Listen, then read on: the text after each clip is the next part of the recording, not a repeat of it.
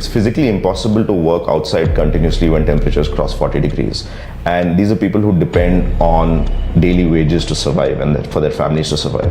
Climate data and climate intelligence is useful at every level and strata of society, from risk for, multi-billion-dollar hedge fund right down to a daily wage. Even the Supreme Court is now talking about climate. We are already, in terms of a lot of renewable goals, forerunners and leaders in the world.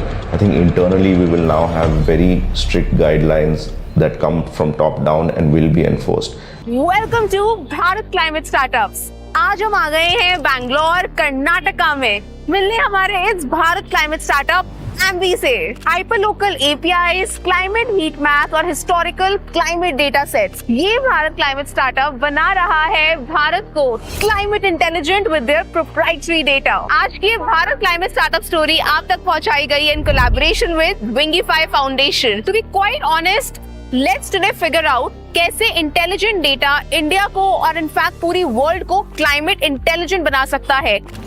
Let's see what is Ambee doing. Hi, welcome to Ambee. We are Bharat Climate Sta. Ambee. We are making India climate intelligent. My name is Akshay. I'm one of the co-founders at Ambee. Welcome to Ambee, where we build hyperlocal climate intelligence for the whole world. Across the world, even in India, we give people data on air quality, hyperlocal temperatures, weather parameters like humidity, air pollution, and pollen. We also predict wildfires, natural disasters, and other things that affect people and corporations across the world. So they're making you data intelligent, or should I say environmentally intelligent with data. So Akshay, why Ambee? And what is the problem statement that you're today targeting with Ambee? Well, a few years ago, now about 6 years ago, my co-founder Maddie, who you'll meet soon, his son felt really ill, and no one had any idea what was going on. He would wake up choking every morning. And then we thought maybe it's the air because he was choking. We realized there was no data on what was going on and how to diagnose him. Right. So Maddie built the first data system to figure out that his son was actually breathing really polluted air. And this was hyperlocal. So Bangalore, where we live, is really clean. But for some reason, his apartment block and his neighborhood was super dirty. We realized that this data should be available to everyone across any sort of income, any sort of geography, and India being hyper-connected in terms of having availability of data and access to information was an ideal place where we could start doing this. So we built this so that everyone on some democratized level has access to climate data and can make better decisions. Whether you are an individual who's looking for a safer, cleaner place to live with your children, or you're a business that's looking to leverage climate for better outcomes. Is today as an individual Ambee around me, like for example, for someone living in Bangalore or Delhi or any part of the country, am I or have I ever been in touch with Ambee or Ambee's data systems? Absolutely. So we also have a consumer app that's on the Play Store and Apple Store, where you get the same information that a corporation would get from us, the same level of accuracy. It's absolutely free. We work with researchers. Again, a lot of NGOs and researchers we give free data to because it benefits people in some way. We have worked with administrations in the past. If you ever see an ad, and you see an ad for free, right? If you ever see an ad that involves anything from pollen to air quality, for example, a pharma ad that tells you what drug to buy or what antihistamine to buy, that's probably come from us. So we have pretty good name recognition in what we do across the world. We have customers in the US, in EU, everywhere. We're starting to predict wildfires and natural disasters as well. So we're running pilots for that in the US. We want to be able to inform anyone of a climate outcome before it happens. And that means the ability for them to take action. So if there's a wildfire, maybe you evacuate. Maybe you're safer than you were without this data. If it's air pollution, maybe you and your government can work together to make it better. These are the data points in the intelligence that really make a difference. It could be something as low-key as supply chain management. It could be something as ambitious as government policy. But all of these affect us on a daily basis. We just met one of the co-founders of Ambee, and now it's the time to meet the second person, as Akshay calls him, Maddie or Madhusudan. Hi, I'm Madhusudan. I'm the CTO and co-founder of Ambee, and I want to give you all a little bit of insight on floods. Did you know it's a known thing that 30% of Mumbai will be underwater because of seawater rising, but there's also a lot of floods from rain.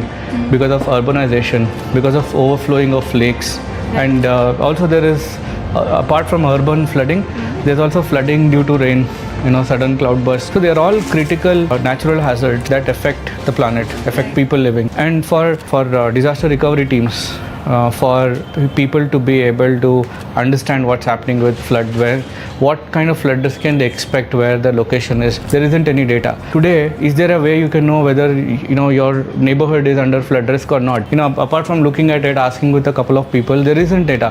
Hi, I'm Abhilash. I'm handling the products at Ambee. So this is the global climate map, and we have the data sets like for all across the world for air quality, pollen, and wildfires. So we have also the natural disaster risk index. So you can see here this entire map where you can see air quality, tree pollen, wheat pollen, and grass pollen. And in the side card, you can actually see all the data sets, basically pollutant details for air quality, pollen, for the air quality. And for pollen as well, also you can see the data, like basically the data, and you can also see the historical data. Like if you want to see the historical data for last 48 hours, you can see that along with the forecast data. And you can see all this the fire clusters. So for the entire world, you can see the fire cluster, like where all the active fires are happening. When we started building it, there were only 1, 2, 3, 4 in pollen across the world. And pollen is such an extremely important part of health, and it's increasing because of climate change year by year. So Nitin here actually worked with us on pollen. What happened was when we started looking at pollen, there was no single source of truth for understanding pollen data. And when seasons change, we attribute our running nose or flu or influenza-like illnesses to seasonal change. But what's exactly happening is pollen is taking over. Pollen is starting to affect us. And that's when we started looking at what can we do about understanding pollen. We had to model out. So just a little side story on when we tried to build the pollen was, as Maddie mentioned, the data was pretty low for the entire state of India. It used to be 1 count. We were shocked to see that results, and that was kind of an inspiration to get started with pollen. So tons of research, lots of EDAs, and that's when we built out the model. And similarly, we are trying to do that with IL as well. So right now, ILI impacts almost 8% of the population, and it's at its peaks in especially winters, and a lot of people suffering. That's what we are aiming to solve as well with multiple tons of research and building. And then once you have taken action, then you like to see has it really fixed. Again, you will have to fall back on the parameters. That's where we come in as supplying this data. And then we also prepare companies to understand how their actions are affected, not just from clinical trials to marketing their products to building engagement with customers. Or a lot of their product metrics are kind of correlated, not kind of very highly correlated with climate data that we provide.